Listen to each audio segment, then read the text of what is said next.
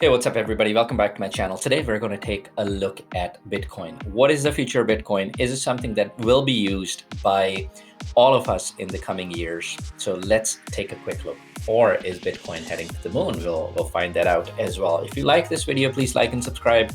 Leave a comment below. It helps my small channel with the YouTube algorithm. Before we look at the Bitcoin future, let's look at the past. How did the currency come about? What did we used to use before paper currency existed or before any of this digital currency existed? We had a barter system in place. To some extent, in small countries, small tribes, the barter system still exists.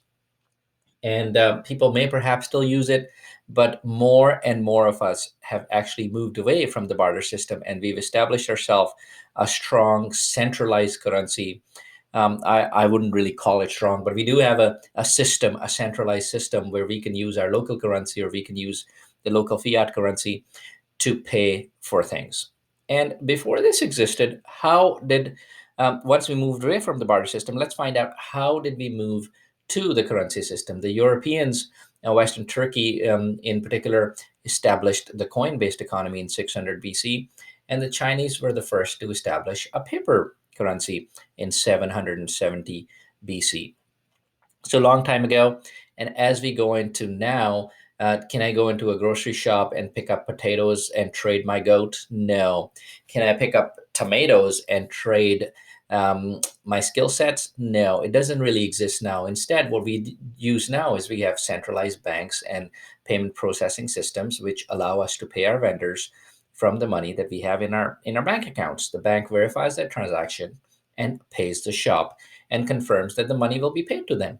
On the digital currency front, though, the verification is done by blockchain and a group of individuals who individually verify a transaction. So this is more of a decentralized way of running systems. And what this does in turn for those miners or people who verify these transactions is they get paid a certain reward. And now more and more of us are starting to believe in the value of the system. Look at this crazy growth in the chart year to date. It's only the first 20 days of February 2021, and Bitcoin's at $57,000 US, because we have started to believe that with the limited supply of Bitcoin of $21 million only, that this digital currency will hold its value. And eventually, more and more of us will start to use this currency. There's only 18 million Bitcoins that exist right now. So there's not a lot until we max out to the 21 million limit. And what will happen next? More and more major corporations are starting to establish a Bitcoin balance sheet. Tesla just picked up $1.5 billion worth of Bitcoin.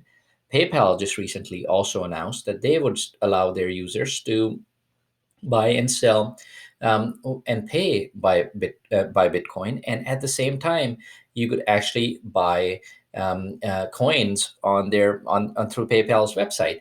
So the question is it safe? And we'll take a look at it in a little bit from now. But you'll know that with Tesla, with Bitcoin, and many other major corporations now starting to talk about this, there is a potential in this coin. Canada was the first country just recently to establish a Bitcoin ETF. So if you're not looking to ride an expensive ticker and expensive trading value of Bitcoin, you could actually buy an ETF. Visa actually recently established in an interview where they said they would look to provide safe transactions for cryptocurrencies. And Visa CEO on CNN actually also made an announcement that Visa would allow vendors to be paid via Bitcoin. So you could see transactions on your credit card statement that would allow you to pay by Bitcoin. So what's next? Do we convert all of our dollars into Bitcoin, or what do we do? I think there's a few things I want to talk about. Is that Bitcoin? There's this crazy story about a man who actually accidentally threw away $280 million worth of Bitcoin because his laptop broke and there isn't much value to this currency. But you can still buy this online. And I would caution you to be careful on where you buy this currency if you want to hold this for the long run, because Quadringa, which is also one of the Canadian exchanges, just went bankrupt in 2019. The CEO died in India and nobody was able to recover millions of dollars. But if you do end up buying Bitcoin, make sure you hold them in your cold wallets offline. There's tons of them that you can buy. Do your research before you end up purchasing any of those.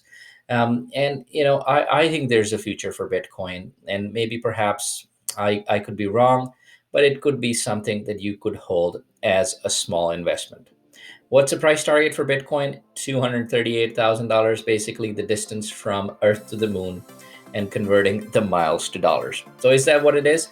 We will find out, and let's see if Bitcoin heads to the moon, and if this becomes a regular transaction for all of us going forward. So happy investing, everybody.